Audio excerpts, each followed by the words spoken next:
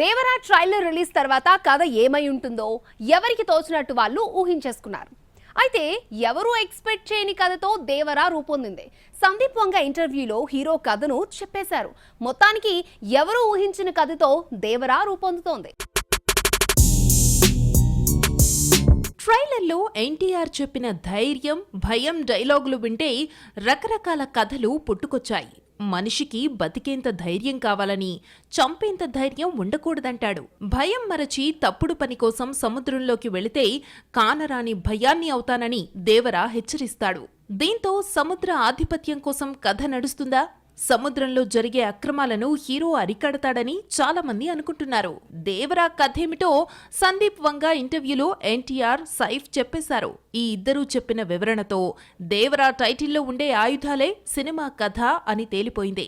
దేవరా కథ 4 గ్రామాల మధ్య జరుగుతుందని ఎన్టీఆర్ చెప్పారు. ఆ 4 గ్రామాల ప్రజలు గ్రామ దేవతలకు పూజ చేస్తారని, పూర్వీకుల ఆయుధాల కోసం పోరు జరుగుతుందన్నాడు. ఈ ఆయుధాల కోసం గ్రామ ప్రజలు ఎంత దూరమైనా వెళతారని పేర్కొన్నారు.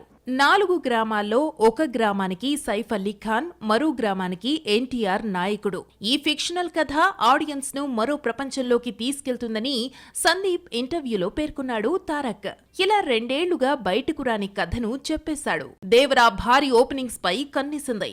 ఆల్రెడీ అమెరికాలో 1.5 మిలియన్ ప్రీ బుకింగ్స్ జరగగా తెలుగు రాష్ట్రాలలో భారీ వసూళ్లు రాబట్టాలన్న లక్ష్యంతో ఉన్నారు.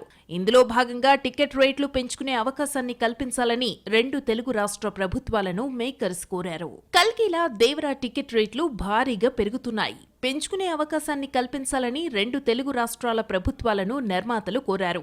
ఈ క్రమంలో తెలంగాణలో మల్టీప్లెక్స్ లో టికెట్ రేటు 413 రూపాయలు, సింగిల్ స్క్రీన్ లో 250 రూపాయలు కానుంది. ఆంధ్రప్రదేశ్ మల్టీప్లెక్స్ లో 325 రూపాయలు, సింగిల్ స్క్రీన్ లో 200 రూపాయలకు పెరగనుంది.